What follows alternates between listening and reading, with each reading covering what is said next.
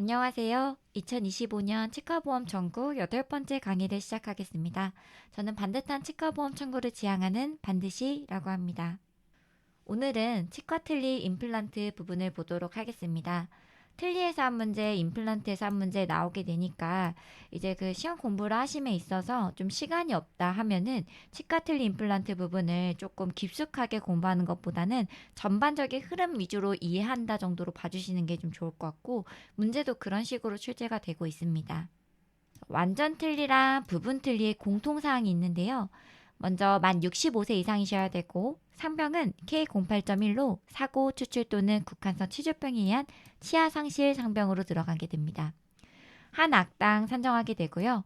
상악 또는 하악으로 적용을 하게 되고, 7년 이내에 1회 적용을 원칙으로 하지만 구강 상태가 심각하게 변화돼서 새로 틀니 제작이 불가피하다고 인정되는 의학적 소견에 따라서 재제작할 경우에는 완전 틀리던 부분 틀리던 재제작해야 될 경우 추가 1회 급여를 인정하고 있습니다.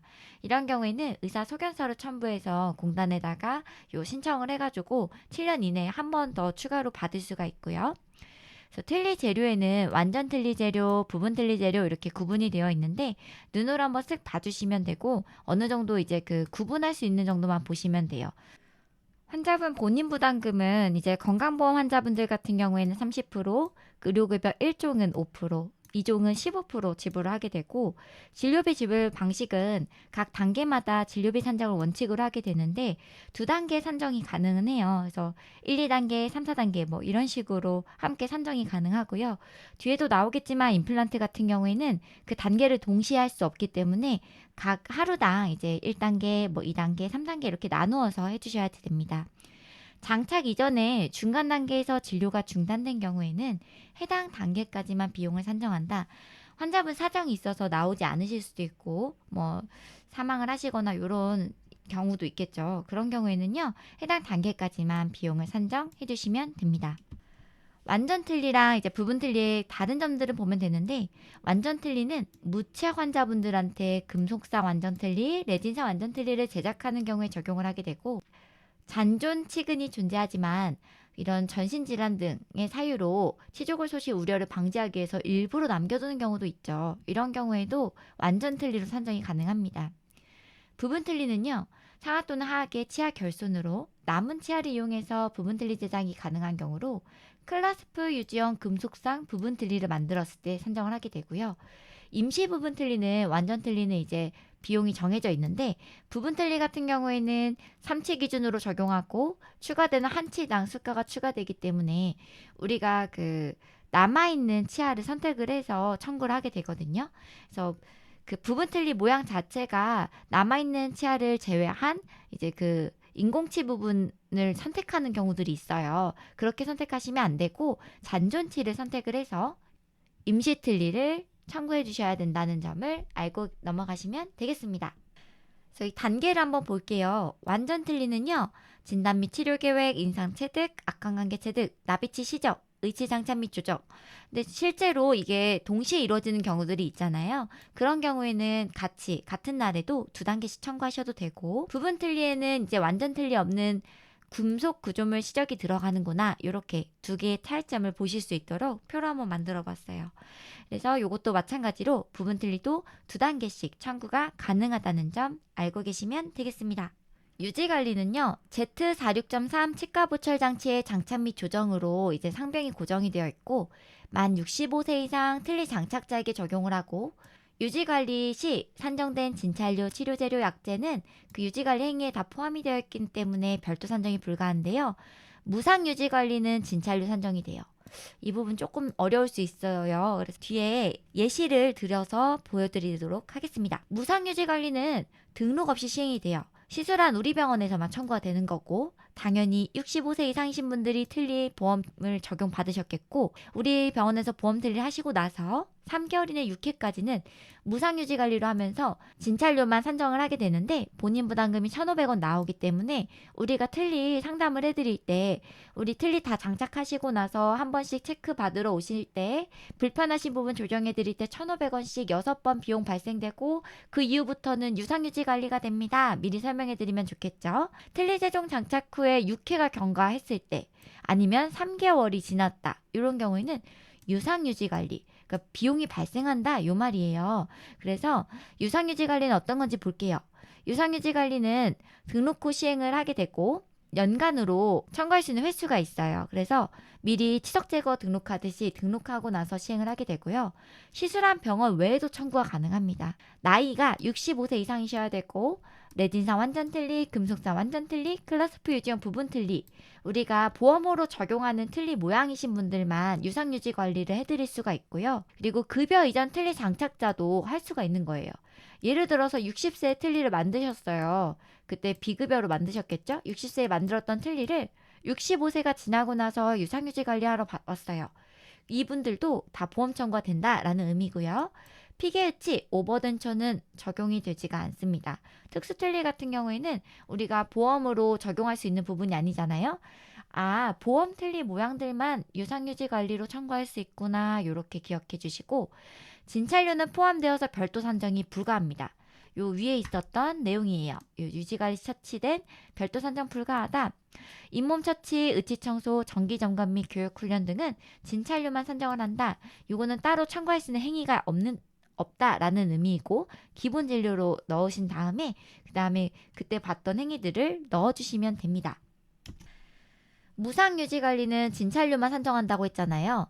우리가 무상유지관리를 행위를 비용을 보게 되면 금액이 0원이에요. 기본 진료처럼 0원으로 되고 요 진찰료만 산정이 된다. 이렇게 알고 계시면 되고 유상유지관리 같은 경우에는 여기 보면은 진찰료가 없어요. 진찰료 없음으로 들어가고 의치상 조정 넣었던 요 금액 그대로가 총 진료비에 들어가 있죠. 요 내용입니다. 그리고 참고하셔야 될 거는 이게 지금 제가 24년도에 캡처했던 내용이기 때문에 25년도는 조금 비용이 다를 수 있다는 점 감안하고 봐주세요.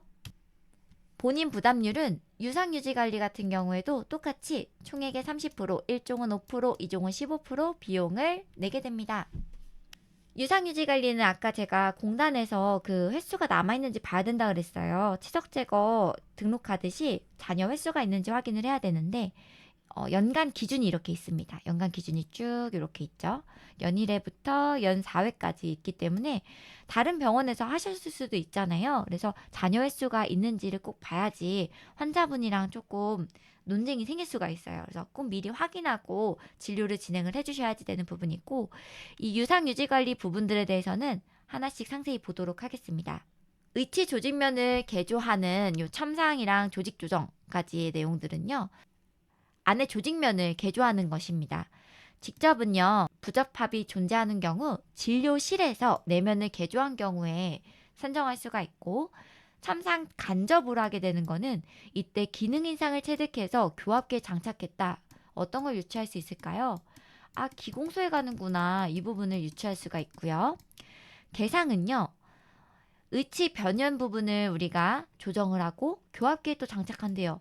아, 요것도 기공소를 가겠구나 라는 부분을 알 수 있겠죠. 조직 조정은요. 틀니하방의 연조직에 과도한 압박이나 남용이 관찰되어서 연질 이장제를 이렇게 적용해주는 경우에 산정을 하게 되는 것입니다.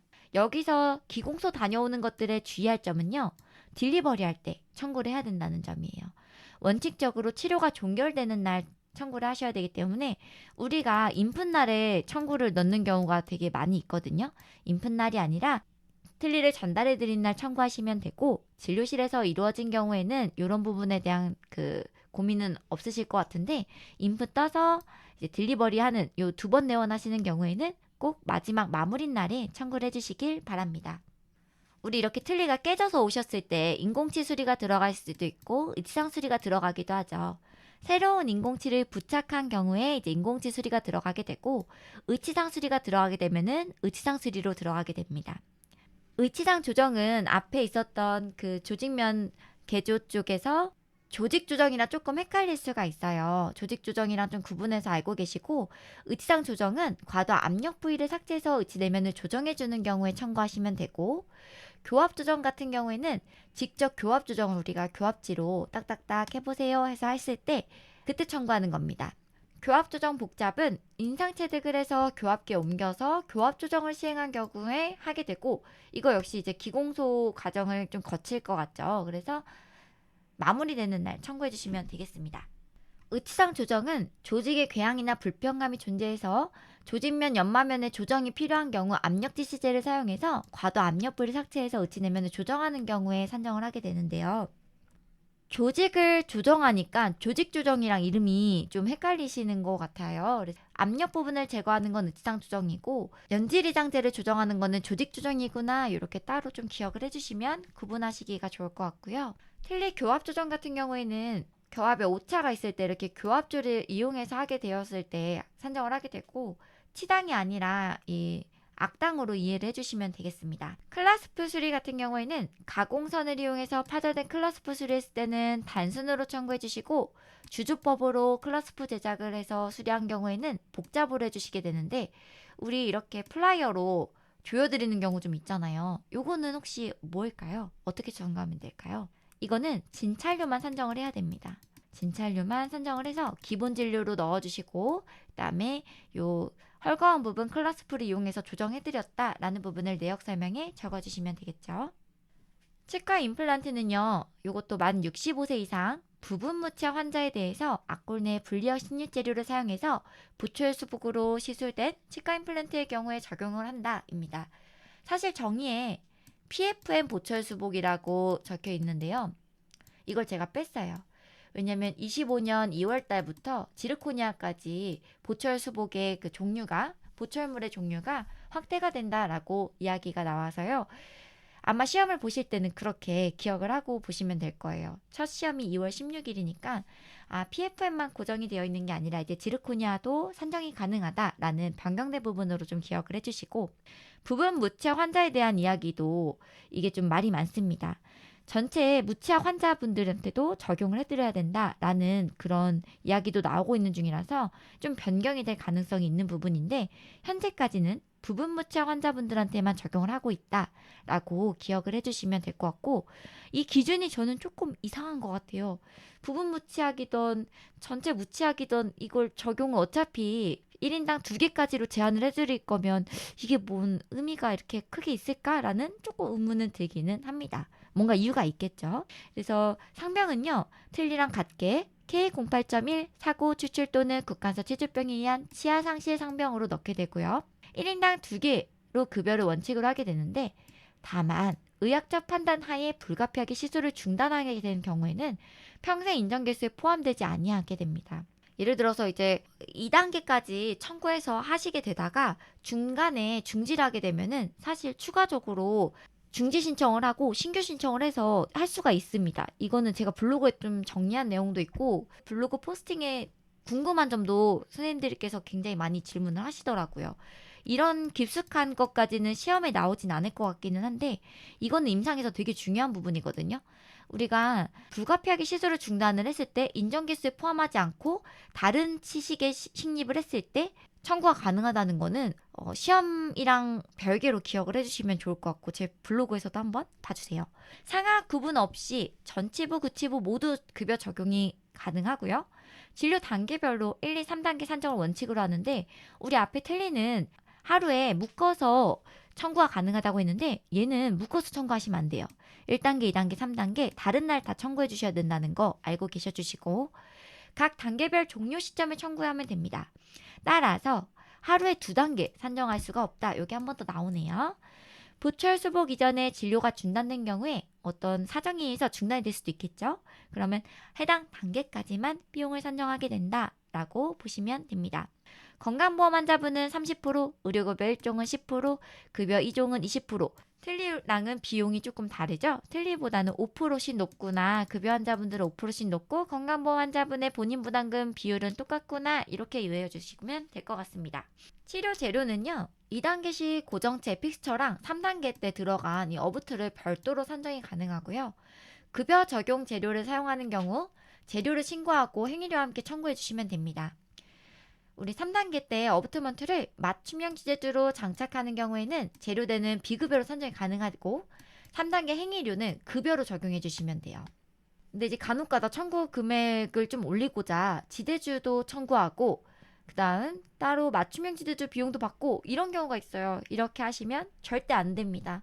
소탐 대실이라고 하죠. 그래서 작은 것들 이거 사실 어부트 비용이 크지 않잖아요. 요거 실제로 행하지 않은 이 어부트 구매했다가 반품했다가 막 이렇게 번거롭게 하시지 마시고 그냥 다른 부분에서 우리 놓치고 있는 청구를 찾는 것이 좀 더 유리합니다. 급여 적용이 안 되는 것들이 있는데 완전 무취학 환자에게 시술하는 경우 우리 부분 무취학이라는 기준이 있었기 때문에 완전 무취학은 적용이 안 되고 상하골을 관통해 광골에 식립하는 경우 옛날에는 이렇게 상하골에다가 이렇게 기다랗게 픽스처를 식립하는 경우가 있었는데 요거는 안 해준대요. 근데 뭐 이렇게 하는 경우가 거의 없기 때문에 근데 이제 이렇게 기준이 있다는 점은 알고 계시고 일체형 식립 재료로 시술하는 경우 임플란트 일체형이 이렇게 있거든요. 그런 경우에도 적용이 안 되고 PFM 이외로 시술하는 경우 지르코니아로 하게 되면은 좋은 재료로 비용을 더 들여서 치과에서 해줬더라도 요거는 급여 임플란트로 선정이 안 됩니다. 이렇게 기준이 있었는데 25년 2월 달부터 조금 더 실질적으로 기준이 바뀔 예정이라서 제가 이렇게 쳐놨습니다. 이전 책으로 공부하고 계시는 선생님들은 이 부분은 과감하게 삭제를 해주세요. 이거는 되게 필요 없었던 기준이에요. 치과 임플란트는 1, 2, 3단계가 있는데 이렇게 진단 및 치료 계획 10%, 고정체 본체 식립수 43%, 47% 이렇게 청구하게 되는데요.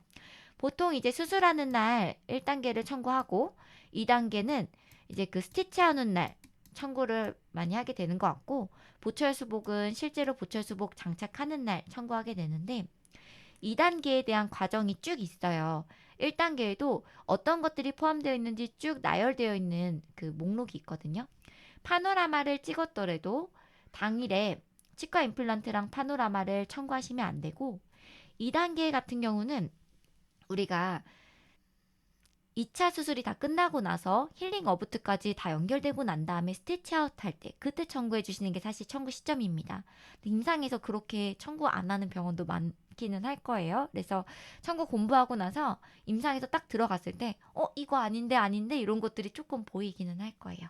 그리고 3단계 보철수복. 보철수복은 요거는 대부분 임상에서 알맞게 적용이 되는 것 같습니다. 세팅하고 장착하는 날 청구해 주시면 되고 이거를 임시로 장착을 하게 되잖아요. 완전하게 우리가 마무리된 개념으로 장착을 해드린 거라면은 임시 세면도 3단계 청구가 가능하니까 그렇게 알고 청구해 주시면 될 것 같습니다. 임플란트 유지 관리는요. 우리 병원에서 급여 임플란트 하시고 나서 3개월 이내에 오셨어요. 그러면 진찰료만 산정이 가능합니다. 그래서 재진이겠죠? 재진 진찰료 플러스 무상유지관리 넣게 되면 이것도 앞에 있었던 틀니 무상유지관리처럼 0원이에요. 본인 부담금 1,500원이 보통 발생이 되게 됩니다. 근데 임플란트 유지관리는 따로 횟수 제한이 없어요. 그러면 여러 번 오셔도 계속 청구가 되는구나 라는 것을 알 수가 있겠죠? 보철 장착하고 3개월이 초과되었어요. 그러면 치과 임플란트 주위의 치주질환 처치 수술 시행한 경우 해당 항목으로 산정하며 이야기는 무슨 이야기냐면 3개월 뒤부터는 이건 자연치아처럼 그 했던 행위 그대로 다 청구하여라 라는 이야기입니다. 보철 수복과 관련된 유지관리는 비급여로 산정합니다. 요거는 관련된 유지관리가 어떤 것들이 있는지 볼게요.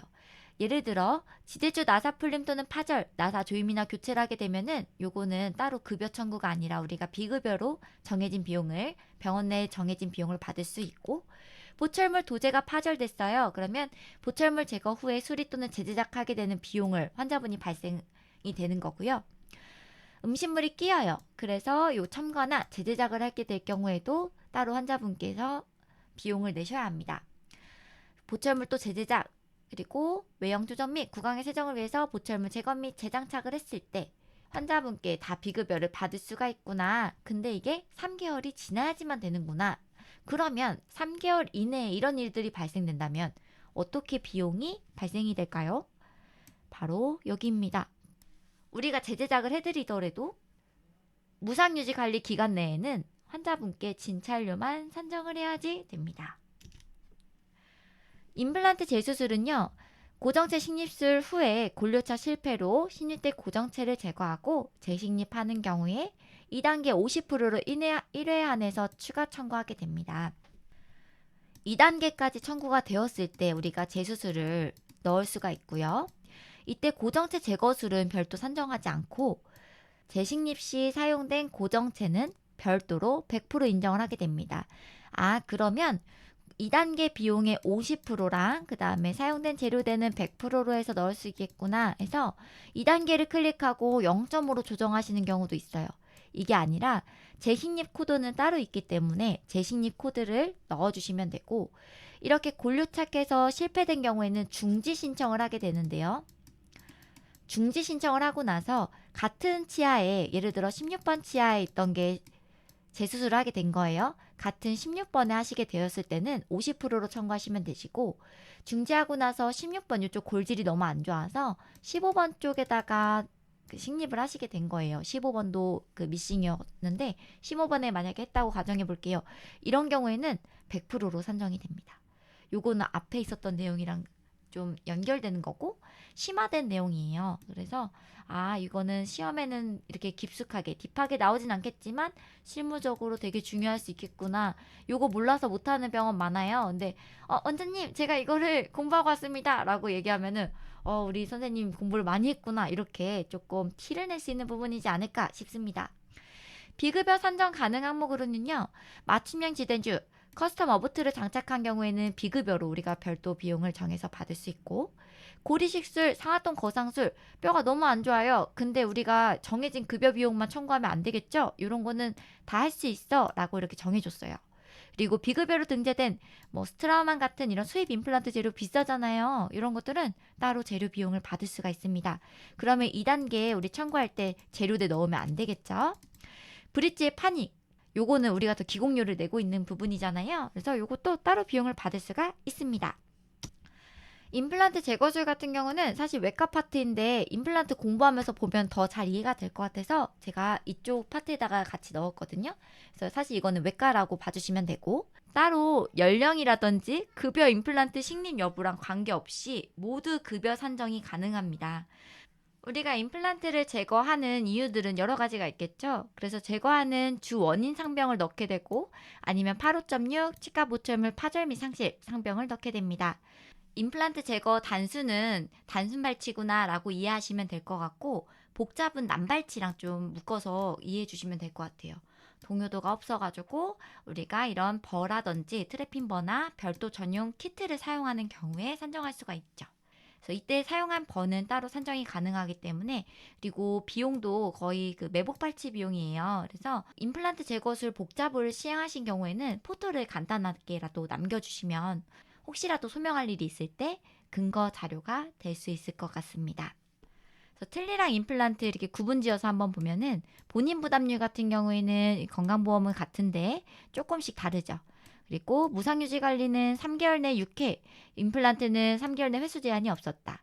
이렇게 봐주시고, 틀니 수가표를 제가 한번 만들었었어요. 2025년도에 프린트 했을 때 좀 깔끔한 게 좋아가지고 좀 깔끔하게 만들었으니까, 이게 필요하신 선생님들께서는 제 블로그에 제가 업로드 해놨으니까 이 부분 받아서 치과에 비치해서 환자분들이랑 상담하실 때 좀 도움이 되셨으면 좋겠습니다. 근데 이제 주의할 점은 총 진료비에 이제 고정체랑 지대주 비용을 따로 넣으셔야 된다는 이 부분만 조금 더 추가해서 알려드리면 좋을 것 같고, 행위비는 이렇게 되는데 고정체비랑 지대주비가 따로 들어갑니다 라고 환자분들께 설명해 드리면 될 것 같습니다. 오늘도 시청해 주셔서 감사합니다. 2025년 3급 대비 강의는 이걸로 이제 마무리가 되고요. 매년 이제 강의를 올려볼 생각인데 내년에는 조금 더 잘할 수 있지 않을까 싶습니다.